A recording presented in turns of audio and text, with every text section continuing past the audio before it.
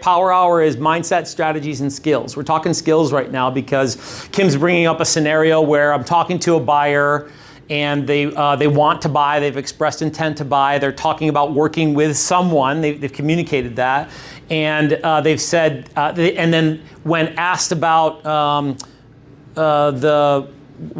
does that come up? How do you ask them? Well, so this came up a lot and it's going to come up in open houses as well, but I was door knocking renters, right, at the new year, saying like, do you have a resolution to buy in the next year? Yes. Mm-hmm. Okay. Are you working with a neighborhood expert, right? Because I'm door knocking in my farm. Mm-hmm. And oh no, I get them to the point where they're like seeing the value and working with me, and they're like, well, to be totally transparent, we have an agent that's been showing us properties. Okay, gotcha. And that's where you go in 3 deep, right? But I'm getting stuck on that, like, oh well, no, we don't have an agreement in place. They're just showing us properties. Mm-hmm. We feel kind of obligated to them because they've been showing us properties. Okay, perfect. This plays right into the games actually, perfectly. Nice. The first one was 3 deep on an agent. So we've talked before in Power Hour about going 3 deep, because when somebody gives you somebody gives you an objection, or there's resistance, or there's a conflict in regards to not being on the same page, like for an agent, Maricel, right? Okay. I gotta say, you're new to class, I gotta say your name a couple times just to make sure I remember it. Okay, Maricel, where somebody says they have an agent, but they may not be committed to that agent, or confused about the commitment to that agent, or maybe not in alignment with what's correct in the process now due to litigation, due to the lawsuit, right? Where you need to have representation before you go look at properties, and that's the resistance she's getting, is somebody saying, well, I'm working with somebody, we've seen some properties, but we're not, we're oblivious or expressing obliviousness to having signed a representation agreement, which they're supposed to have in place, right? Okay. Do they have one in place? They said they didn't, right? They said they did not. Right. So they say they don't, then it's open game for me to at least have an appointment, and maybe even figure it out a little bit further, right? But was there hesitancy with them? You said they expressed some hesitancy based off of obligation to the, right? Yeah. Right. So the challenge is maneuvering through that conversation to get to the appointment. Yeah. Okay.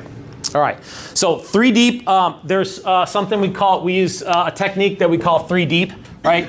So 3 deep with an agent would be the first step.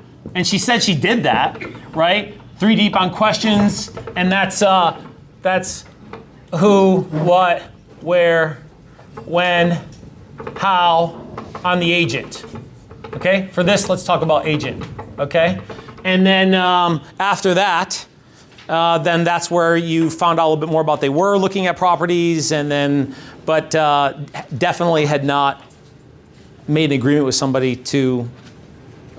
Allegedly. Okay. All right. So... you signed this piece of paper. Right. Right. On your phone. Yeah. Have you signed this one? Right. Exactly. Okay. So 3 deep on an agent. All right. Then I want to be able to ask some good questions. All right, so let's use this. Another strategy we've used before here, think, feel. Tied to a risk or a reward. Okay? And that, because, look, I have to be able to open people's minds up to why they would want to sit down and talk to me. Okay, so I can't just tell them it's a good idea. I have to ask good questions around what they think or what they feel, tied to a risk or reward. Okay, or I could do I like this tool right here. I'm going to bring all this together for you guys, and we're going to role play this. All right, so it's not just practical, theoretical education here, right? What? What did you say? I said bullshit. Bullshit. Exactly. Well, let's put it in a real world conversation, okay? Because we get paid by what we say and how well we say it. And we're talking about a buyer who's said that they've expressed, they've been looking at properties with people, but then said they haven't signed anything yet. Right, confusing. Back in the old days, Okay, let's figure it out. Back now in the new days where they're supposed to have already signed something to go in to look for property. Okay, but I don't want to get too hung up on how that all happened and why that's the way that it is. If you don't think you're under contract, or you know you're not under contract or obligation to that agent, then let's just sit down and talk. All right, so what are the tools to get me there? Find out what's going on. Ask some questions on how they think or how they feel tied to a risk or reward. I'll get there. This is another tool that we use. Option, okay? So we go from the negative to the positive. Okay, so this is a tool, okay, tool. Tools to use to go deeper into the conversation. Okay, let's start there. All right, so asking questions 3 deep. Let's go with think, feel tied to a risk reward. Okay, so where do we start? You want to start or do you want me to start? As the agent. As the agent? Yeah. Oh, I'll start. Okay. And then where in the conversation should we start as far as? No, number 1, I think. Okay. All right. So yeah, Kim, I think that, honestly, I've been looking around at properties with an agent already. Oh, you've been looking around at properties with an agent? Right. Okay. Where did you meet this agent? Okay. Well, actually, I met him at another open house. You met them at an open house. Mm-hmm. Okay, yeah, that's a good place to meet agents for sure. How long have you been working with this agent? Well, we met them about a month ago. So they've been sending me some properties, and we've looked at a couple properties over the last month. Okay, so you've actually gone out with this agent and visited properties. Yep. Okay. And do you know, does that agent specialize in the area that you're looking? I'm not really sure. Not sure. No, okay. I don't know. Okay, and have you, are you just going out and looking at properties? Like, is it a showing relationship, or have you sat down and really talked about a strategy for purchasing a house in this market? We've talked casually. We met at the open house, and I shared with them what our goals were and what our needs were to buy a property. But we haven't sat down and signed anything yet. Okay, you haven't strategized or No. come up with a plan for purchase. Okay. Mm-hmm. And has this agent introduced you to a lender, or are you planning to pay cash? I'm already pre-qualified for $700,000. Okay, so you're ready to go. It sounds like you're ready to go. Mm-hmm. You've been shopping casually with an agent. Yeah. But you don't have a strategy for purchase. Not really. Okay. Do I need a strategy? Do you want to overpay for your price? No. For your house, or No. Would you rather think through a strategy first before we put in a contract? Well, I want to make an informed decision as far as what I'm paying and negotiations and all that. Great. That makes total sense to me. How would you feel if you could sit down with me and talk through a strategy to make sure that you are getting the best price for your dream home rather than overpaying and just willy-nilly shopping around? Yeah, that sounds good. I haven't done that. The thing is, though, is this agent has already sent me a few properties, and I did go out and look at a couple with them. Right. So, I kind of feel obligated to, I'm kind of already working with them. Right, okay. You feel obligated because of the time that you've committed to them? Yeah, that's it. Okay. Yep. And what about the time that they've committed to you? Do you feel like that they've presented to you a plan for purchase, or are they just getting in the car and driving to a house to open a door? Well, we haven't talked about a plan. Right. So how would you feel if you could work with an agent who is actually protecting you and making sure that you're making the right decision? Isn't that a better investment of your time? Well, I am pretty busy, so I need to be definitely intentional about my time. Yes, I get it. We are all busy. The new year has taken off like a rocket. If I could just have a few minutes of your time, it won't take long. I like to go through the purchase contract with my buyer clients to make sure that when they do decide to make an offer, they know exactly what levers to pull in the contract. Are you available on weeknights or weekends? Okay, break script. All right, that was good. That was good. What'd you like you heard? What'd you like you heard? What'd you like you heard? Repeating and improving all Repeating and improving all the way through. Okay, and for those of you guys who haven't been to Power Hour, we do a lot about repeating and approving, your ability to like repeat what they're saying. Tell me your name again.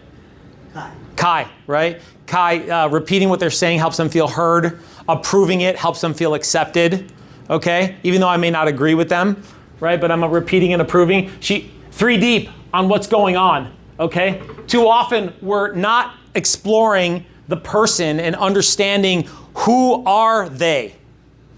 You guys move way too fast. Like you hear an objection and then all of a sudden you start going to try to overcome the objection, provide solutions, get them to do something, give them your have them give you the email, give you their phone number, set an appointment, fill in the blank. You're moving too fast. You're moving too fast. Slow down and get to know them. I think she did maybe 4 or 5 here, for sure 4, maybe like 5 or 6. And she kept exploring here because what's the problem? What's the challenge? What's the enemy? Not who. Maybe the other agent. No, just kidding. Okay, what's the enemy? Okay, because ultimately I want to provide a solution. Okay, and what was the problem or the challenge here in this situation specifically? Time, maybe. Obligation. Just guilty. Obligation was a problem. Okay. Also, I would say as a challenge is strategy. She asked, have they sat down with you? Because certainly if somebody says they're having conversations with somebody, maybe even they're doing something with somebody, but they say they don't have an agreement, then like, well, hold on, time out. Well, what's going on? Have you signed something with them? But even before she asked, have you signed something with them, which is the most important question when somebody's talking about working with an agent, she softened them up with, how do you know them? Are they specialists in the field? Do they work in this area? Okay, some soft questions before you go right for the throat on have you signed something with somebody? Okay, slow it down, all right? And ask some nice soft questions on the situation, okay? On the situation to find out what's going on with the scenario, to find out, okay, well, what's the problem or the challenge? Well, the problem is there's some obligatory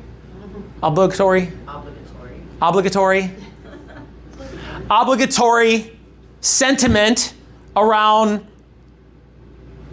using someone because they spent some time with them. Everyone's experienced that, right? Oh, I'm working with an agent. I went out with them. They provide me some information, but they haven't signed anything yet. Okay, that's specific, right? Because if they sign something, then it's totally different, right? But they haven't signed something. So what's the problem? The problem is they feel obligation. They feel obligation. The problem is they actually haven't sat down and had a strategy session as far as what's important to them and talk about value. FYI, fewer agents do that. Right? Guesstimation, 20% sounds high. Probably 10, probably like between 5 and 10% actually do that. Okay, so there's an opportunity right there to provide a solution when somebody says that they're talking to somebody. But I gotta go a little bit deeper to find out what's going on. And then she used the tool. How would you feel if, what was it? What was the reward? Overpaid.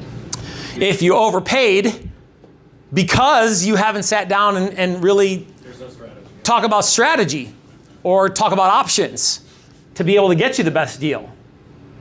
Okay, break script. Did we get to where we needed to go as far as mindset on being able to engage the conversation in a more constructive or collaborative way, or is there further to go for you?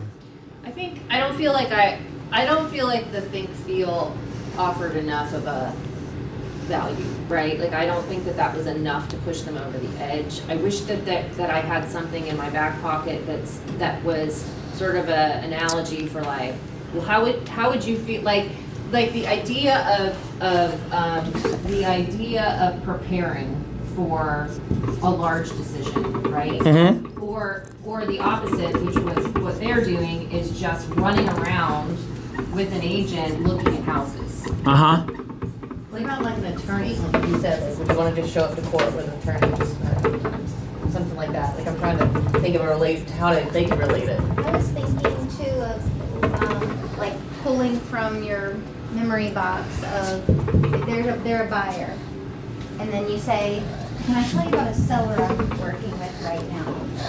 And of course you're gonna be like, "Okay," and say, "I met this seller because they were a buyer just like you who ran around."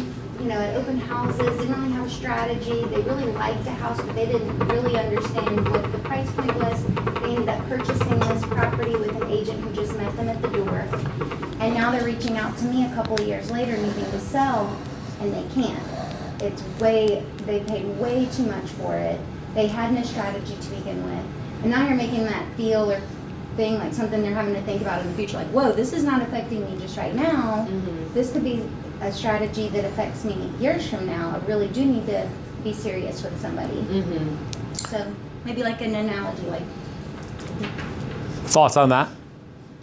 I think it's too far down the line for them to feel real risk. Mm-hmm. Oh, that's years down the line. I don't know. I think people Yeah. are talking about it so Yeah. much right now. Yeah. I think it's a conversation for now because 2 years ago is when people started realizing, oh crud, I probably put Yeah. So is it that you feel that there's I think it's more like this. I think it's more on a like a easy level of like real life, not real estate analogy, Oh, right? yeah. Like, but I love storytelling, and that does trigger an idea as well. But like, have you ever gone to the grocery store without a list? Mhm. Have you ever gone to the grocery Yeah. store without a list? Yeah. And do you find yourself just wandering up and down the aisles, putting things in your cart that look exciting and new? Sometimes. Cocoa Puffs. I haven't had Cocoa Puffs in 10 years. I'm going to throw that in the Yeah. And then you realize when you get to the register how much you paid for your random circus around the HEB. Mm-hmm. That's just like this, right? If Yeah. you don't sit down and make a plan, you're just going to put a bunch of stuff in your cart that you don't need, and you're going to end up overpaying in the end. Yeah. When you had the conversation, did you use that, what you just did, as far as strategy to sit down? Did you use that, or did you use anything when you tried to get them to the appointment? You didn't use anything. I got stuck in because I'm a rule follower, and I'm like, oh, what do you mean you didn't sign anything and you went and looked at houses? Yeah. Like, and then I got into the. You're not supposed to do that. My brain went straight to like, they're not supposed to do that, but they don't care. Don't They care. don't know anything about this. Right? Don't care. Yeah. So I have to get off of that and just focus on what the real problem is that they're not committed. They haven't signed anything. There's still an opportunity to show Right. value and gain a client. Because the matter of the fact is that might have worked on them. I liked it. I liked it too. I was like, This is totally reasonable. fix your own problem right there. Yeah, it didn't seem like a pitch What's good about it? because Talking out loud. by the way, the pitch to get people to do things, I mean, you have to deliver, right? You have to deliver. That's the pitch. The pitch is I have to deliver. Okay, so when the pitch cannot sound like a pitch because I've asked some good questions, and now we've through the process of deduction on figuring out what's going on, seeing what the problem is, offering some solutions, and by solutions there needs to be specific value. Okay. This should be your biggest takeaway of the day today, is there needs to be specific value assigned to the appointment, even when you're talking to agents. Because if you don't have specific value, both you guys, different industries, right? If you don't have specific, or different fields, right? Same industry. If you don't have specific value tied to that appointment, then the appointment's worthless. And all you are is a person who's trying to be nice and offer some value, but not really providing the direction and the control because they want somebody in control. Sometimes they don't know it, and then they see it being demonstrated, and they go, "Oh, okay, well, yeah, let me do that."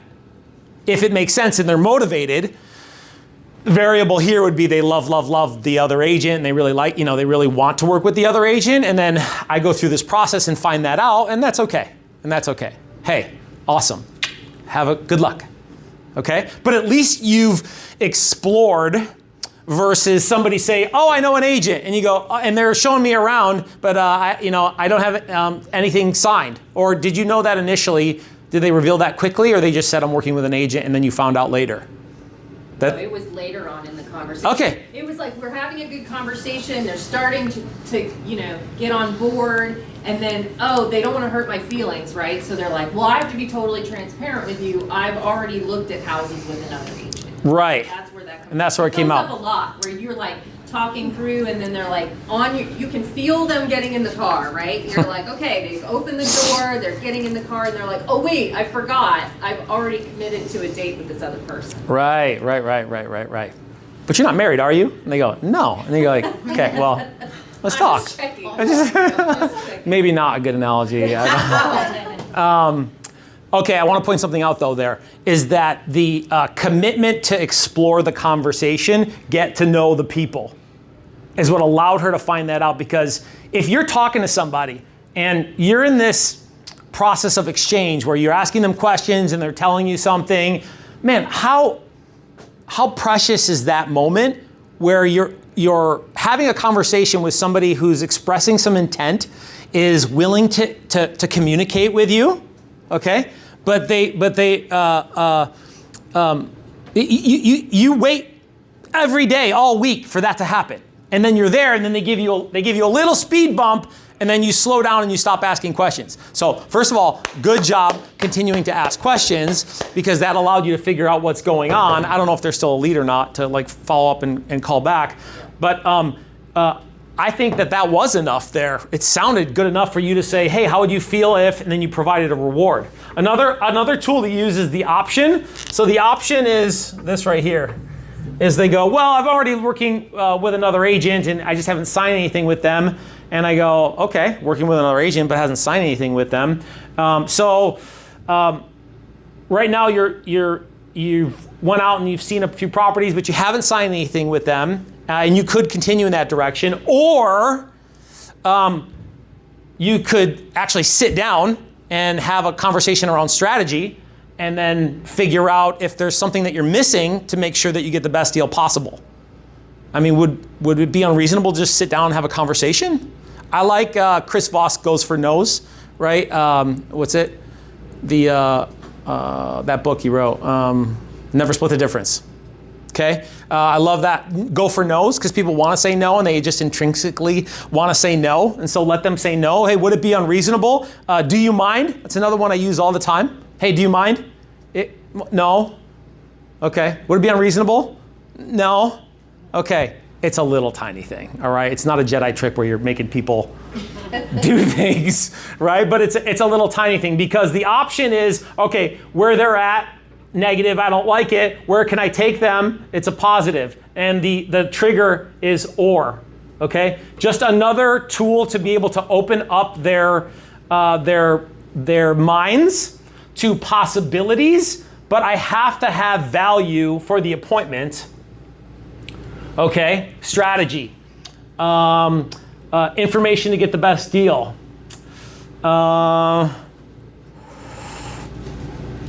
Not wasting time. Okay, I don't know what the value could be. There's lots of different value that you could assign to the conversation. Strike commitment, assumptive close. This is called the perfect close, because it's perfect. Okay, when you're closing, assign value, strike commitment, assumptively close. Well, listen, I can give you some information on how to get the best deal with some specific strategy that I've used in the past. I love story, by the way. Love story. Anytime you can implement story, Dom, story. I got it written up at the top of the board. It's at the top of the board. Story, story, story. You got lots of stories. You're new, borrow some stories. Because it will absolutely land better if you can tell a story versus you trying to make a pitch and you're a little uncomfortable because you really haven't practiced or are not comfortable in the strategic construction of a conversation. Because look, this is strategic, okay? And when you get this down, you can very comfortably and casually enter that conversation and it not be salesy, but you've been very intentional and strategic about the conversation. What's going on? Well, how would you think or feel if? Or what about? And then they walk along that conversation with you. Where was I before that? So stories, value your stories. right? And so you could plug a story in anywhere on the lesson of the story. What are lessons from stories that you've had recently with buyers? Tell me a story lesson, quickly, just the lesson of the story. Somebody you were working with or something that happened to you and you're like, that. Well, I had a listing, right? And they had already purchased with a friend, right? So they bought a house and then they came to me to list their house, right? And when we got an offer and we're going through the offer, we're talking about title insurance, right? And they've been asked to pay for title insurance, and they're like, well, wait a minute, why do I have to pay that? I paid that when I bought my house. Why do I have to pay it when I'm selling my house too? I said, because you worked with your friend and they didn't tell you about this and you didn't talk about it and have a strategy. I'm really sorry about that. Yeah. Yeah. Yeah. Well, listen, I was in this scenario before where, because someone didn't sit down to have a conversation around strategy, specifically in negotiations, it cost them $4,000 or $5,000 on something simple that if they just would have talked about it beforehand on title insurance. I mean, that's one thing, but there's plenty of things for us to talk about for you to be able to figure out what's best for you and make sure that you do get the best deal possible. Okay, that's one story. Stories around working with buyers where they learned a lesson or you learned a lesson. Tell me, you got them. Putting in an offer when you're still in an option. Putting in an offer. When somebody, like, I had a buyer that came to me, they loved this house. They were already under contract, but I still reached out, talked to the agent. They fell through. I don't know what happened on that side. It was perfect. But we ended up getting it for $15,000 less, the fridge, the washer, the dryer, everything, just because we asked the right questions. Right. Communicated with the listing agent. So that's why my negotiations skills kick ass. So you were intentional about connecting with a property that was already under contract, creating the conversation, being able to extract more information. Yeah, finding out what they really needed versus what they originally had. Yeah. Perfect. Love that. That's a great story on going above and beyond, on being intentional, on being strategic. That's a great story. You got a story. Come on. I know, my brain is so slow. Story. Off-market properties are awesome, like on the buyer side. Like, oh, you want to live in this area, but there's nothing on the market that you like. You pick out the street that you like, and I will go knock on every single door and ask if they're selling. Yeah. Because you will be surprised what we'll find out. Right. Absolutely. If you do that, okay, I'm very, very intentional about doing that. Is when somebody is looking for something, I have 2 or 3 different ways that I can look off market to try to keep an eye on. Actually, more than it's like 5 different things that I'll do to explore off market opportunities. And I'm updating the buyers weekly. Hey, I'm doing it now. Hey, I'm doing this. Just something to provide value to them as far as just sitting back and waiting for the MLS to do something. Yesterday, hey, I'm at a networking thing for my company. I'm talking to some people about some off-market deals. I let them know that I was doing that when I was having that conversation with you. What value do you bring to sell the conversation, the perfect close? All right, let's role play. Let's role play it again. Okay, so think, feel, you could use. Option, you could use. Let's hear the perfect close. Okay, Dom, you ready? Yeah. Okay, so it's a buyer, and there's already an agent that go ahead, stand up. I'm already working with somebody who's been sending me some properties. Okay? All right. You've already been working with somebody who's been sending you properties? Yeah, yep. Okay, gotcha. Yeah, I mean, a lot of people also go down that route too, other than just looking at Zillow. So how'd you meet this agent? It was somebody who I met at an open house about a month ago. Oh, okay. Met him at an open house. Mm-hmm. Very nice. Well, what have they been sending you so far? We bought 5 or 6 properties. We actually went and looked at a couple of them. Oh, okay. So you've actually gone out with this agent? Yeah. Okay. Yeah. And what do you think of some of their consultations that they're giving you?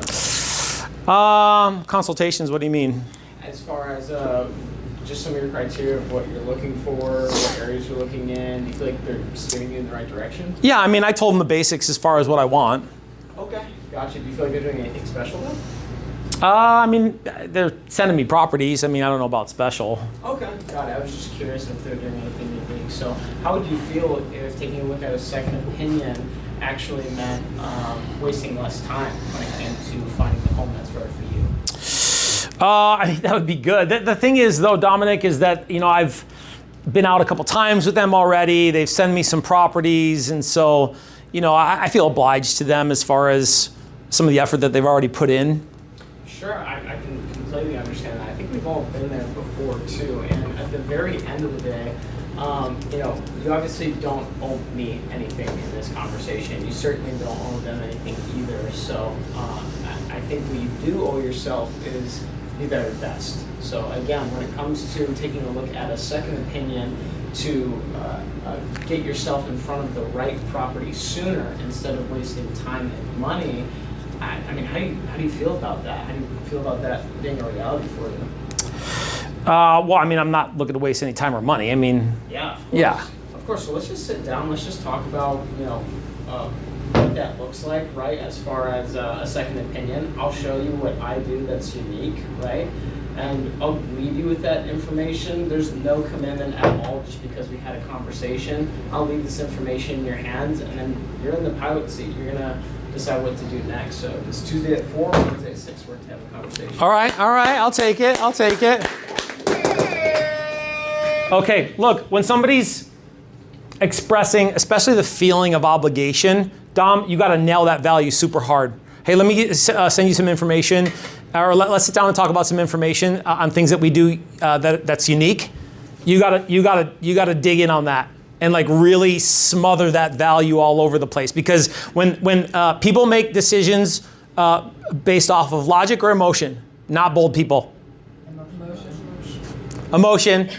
Okay? And so if they're having a feeling of obligation, that's something that's going to be a little bit, I'm going to have to be a little bit more intentional about breaking. Because if they feel obligated to that person, you're going to have to spread value a lot stronger.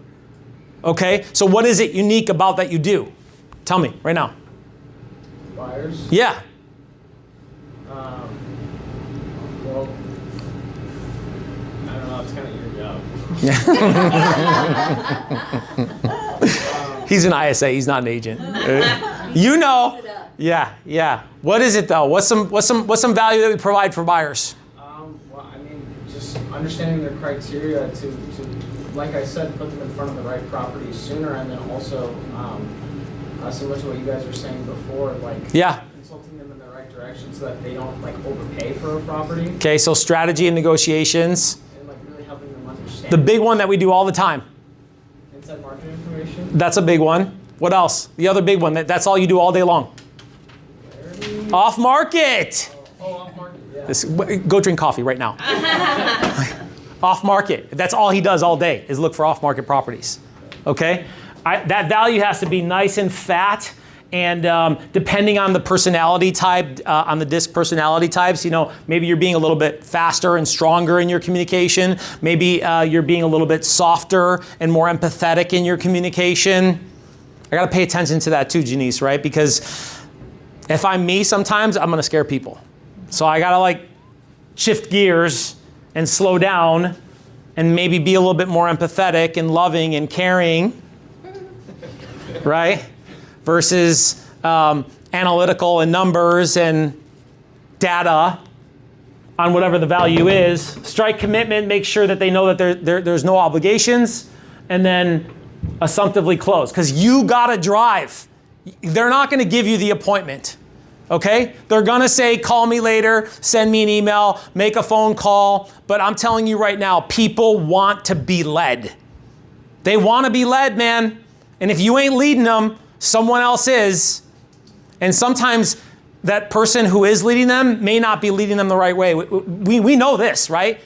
90% of agents don't do even 4 transactions a year. So the likelihood when they're talking to another agent, when they're not in commitment with that other agent, is probably not a great agent.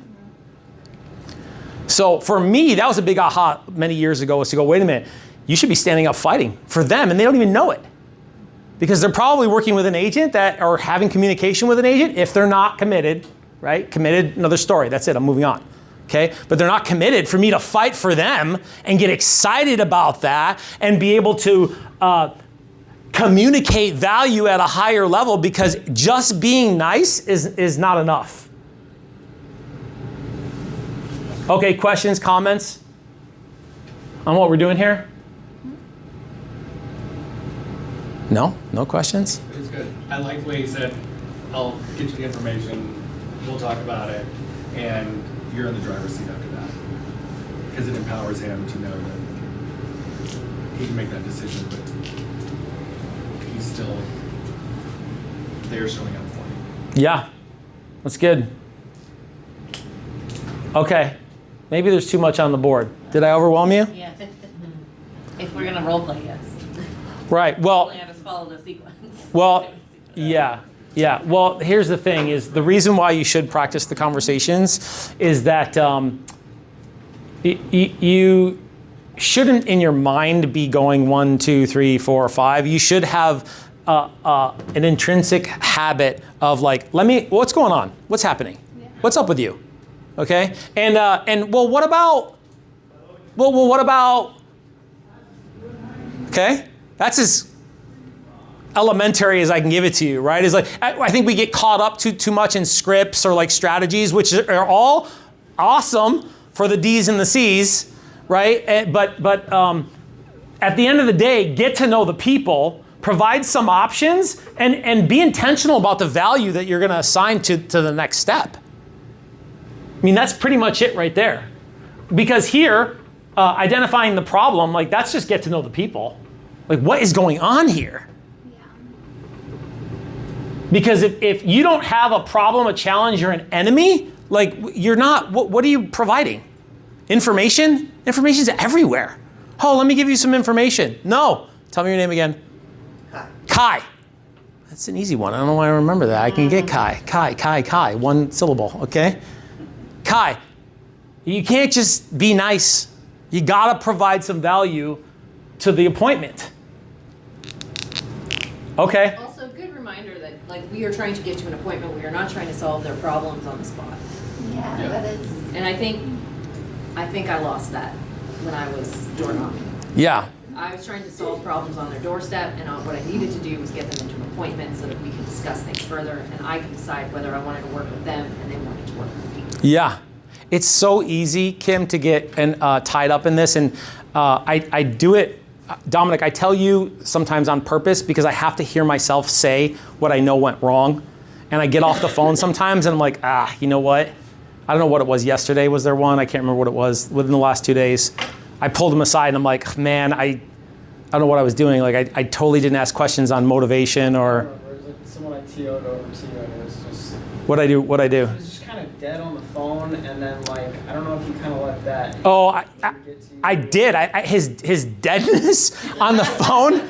I kicked into D, and I'm like, I went right for the throat on his situation, which Dominic turns. Oh, it's called TOs. He turns them over to me, and then there's somewhat of a prequel there. And by looking at the prequel, I'm like, this guy. And so I started talking to him. On top of that, he was like, meh. And so he was, meh, and the pre-call was, And then I was like, no, let's just get right to this. Versus, look, in all probability, like 98%, that guy was not a good lead. But, like, my habits of exploring and getting to know the people upon repetition is what helps me open people up. And some of you guys are really good at just talking to people. Just talk to people. That's cool. Good, great. You can make a lot of money doing that. And I'll tell you right now, you can make more money and save more time. Who wants more of that? Say me. You can save more time by being a little bit more intentional about conversations.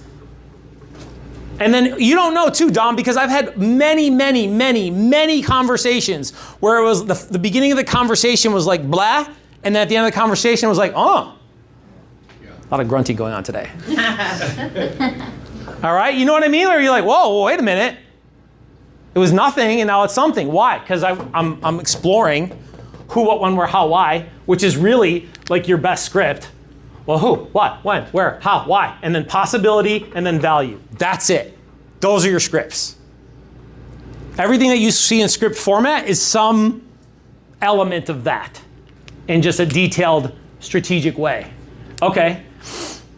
Is there another objection we should work? Or should we do that one again? Open floor for another objection. Or scenario. We got 11 minutes to mastermind something. Let's do this. If you won't participate, I'll force you to participate. There's okay. Let's do a think feel exercise. Okay. So if you're going to exercise and you're going to play with us, we'll do this. I'm going to say, well, I'm already working with another agent. I just haven't signed anything with them. And then you think feel them on some risk or on some reward. Okay. So this is a great place to practice because it's not going to cost you anything. Because when you're at the open house and you go, you lose money. Yes? Okay, so if you're going to practice and play, stand up. If you're going to observe, sit down. Okay? And we're going to play with exploring think feel. Exploring think feel tied to a risk or a reward. Okay, so I'll tee you guys up on people that have done it before so you could listen. And look, keep it simple. Keep it simple on think, feel tied to a risk or reward. Okay? We're not doing 3 deep, right? No. Okay. Just think, feel. Yep. Okay, so Kim, I mean, I've already have another agent, and I'm just looking around with that agent already. Okay. But I haven't signed anything. You have another agent and you've been just looking around. Yep. On with this agent or on your own? With the agent a little bit. Okay. And how would you feel if you had a strategy and a plan with your agent so that you could get the best deal in the shortest amount of time? Strategy, I like it. Dom, I already have an agent that I'm looking around with. I just haven't signed anything with them. Okay, we're just doing think. Think, feel. Okay, you haven't signed anything with them yet? No. Okay, gotcha. So, I mean, how would you feel if you had someone who was committed to fighting for you and getting the best outcome for you? Okay, not bad. But they're committed already to work with the other You agent. said you hadn't signed them. I haven't signed with them. Yeah. They're pretty committed, though, I think. Well, what would you think if not being fully committed to somebody actually ended up hurting you? Okay. Maybe. All right. Nicole, I'm working with another agent. I just haven't signed anything with them. Haven't signed anything yet. Yeah. And how would it make you feel if that agent was as committed as you are to them, to you? I don't know. I'm confused. Yeah. So you're saying you haven't signed anything, correctly? No. So you're not committed, like a marriage certificate? No, I mean, I haven't signed anything, no. So how would you feel if that agent wasn't committed to you? So they're not giving you their best? Do they have to be, though? I mean, do you want a doctor that says that they can perform heart surgery that may or may not be able to do heart surgery? No. Yeah, so you don't want an agent that may or may not be able to give you the best deal possible on your largest investment, correct? Yeah, that's true. Yeah. Okay, I'll take it. Look, Natalie, I have another agent that's sending me properties. I just haven't signed anything with them yet. Okay, so you have an agent you've been meeting up with randomly. Mm-hmm. You see a couple of properties, but it sounds like they're just sort of sending you or you're sending them things. You want to just go and open a door, right? Right. Okay, well, how would you feel if you were working with a more dedicated, committed agent who is bringing you off-market properties rather than just finding ones on the internet? Okay, I'll take that. Look, there's Juliana, an agent that I'm working with. I just haven't signed anything with them yet. You haven't signed anything, but you've been seeing some properties with them? Mm-hmm. Okay, that sounds fun. But to, be on the more professional side, they're playing it a little loosey-goosey with their license there. That's a big risk to you. We are more professional than that. We try to stay committed. We want to get a strategy together. We actually want to, provide you a little more value. They actually, without you being committed to them and them being committed to you, they actually aren't giving you, their fiduciary duties. They're not providing you the best value. So by being committed to a property, you get, I know, I'm all over the place. All right. Okay, I like that idea. Okay? I know it's start So it's off got good. Like I know where yeah, I'm going with yeah. it. But So as soon as you're like, I think I'm talking too much, just be like, yeah. stop talking. All right, but let's use that because I like that. I like that thought. I've been. Do it. Okay, All right, think, feel me on I'm that. saying what you're saying. Yeah, Okay. think, feel it. Did you know in the state of Texas, if you're not signed with an agent, they owe their fiduciary to the seller? No. How would you feel if you saw a property and they're just trying to convince you that this is the right price rather than being committed to you and helping you get the best price possible? Because they're actually working for the seller. Yeah. Right, because they owe obligation to the seller. Yeah. Maybe a better way to word I've that. said it before better, but Yeah, yeah. something, if you're on that. Yeah, Juliana, I totally get that, and how would you feel if by working with an unrepresented, being unrepresented by the agent, that puts you at some sort of legal risk? Oh, yeah. And they go, well, what do you mean? Okay, good, I want them. Right? A buying question means they ask a question after you ask a question, which means they're interested in what they're saying, what you're saying. You want that, right? You want people to ask questions, and you go, well, and then I could go into it a little bit further, but just a quick little hook question, just a quick little short one, because what's the problem with being unrepresented? You don't have somebody fighting for you. You don't have somebody fighting for you? What else? I mean, they could lose the license. They're representing the seller. There could be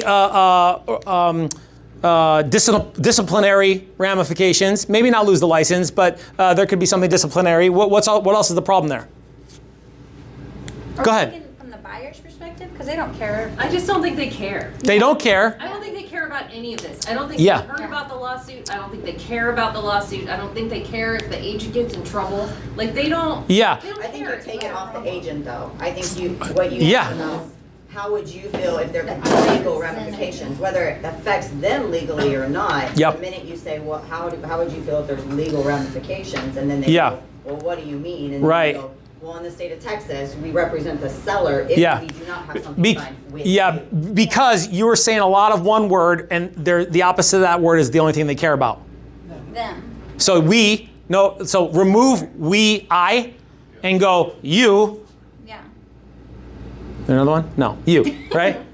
You. So we want to, no, hey, what if working unrepresented actually costs you money? Yeah. What do you mean? Well, I mean, if they don't represent you, who do they represent? Yes. I don't know. Well, I'll tell you. They represent the seller.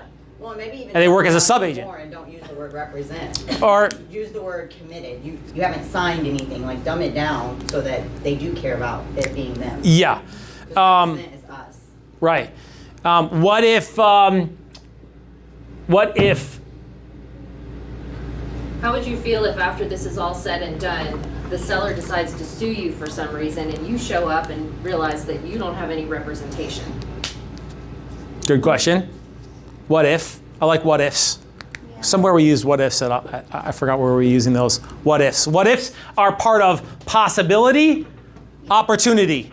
And that could be possible risk or possible reward, right? But when you're opening up the conversation after you get to know them on possibility or opportunity, what if, think, feel, option, or, like we gotta explore here and keep it simple. Keep it simple, because the more you talk, the more they just start hearing wah, wah, wah, wah, wah, wah, wah. I mean, short questions. Because all you're trying to do is soften enough ground to get consideration.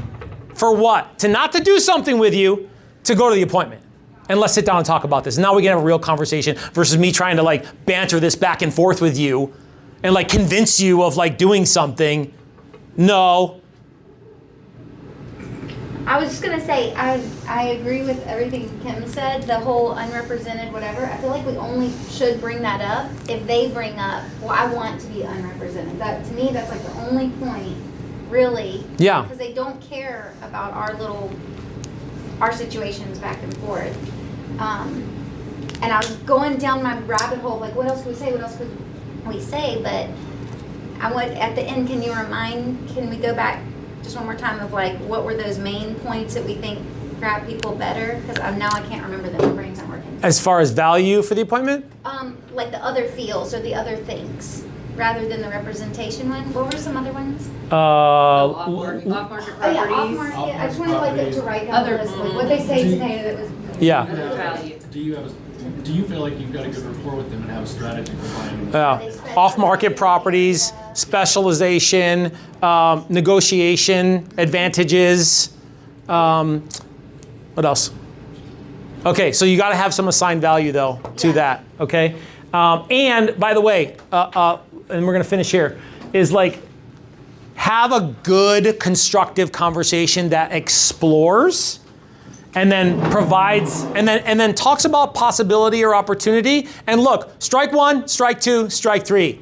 You're not sitting there trying to convince people of shit. Yeah. Like you ask them a good question, and then they have some reservation, and then I explore it a little bit more, and then they have some reservation, and then I ask another question to see if there's an opportunity, if they're open to opportunity or possibility, and they say no, and I'm like, okay, cool. Hey, take care. I'm not looking to like pound you with the sales hammer. Yeah.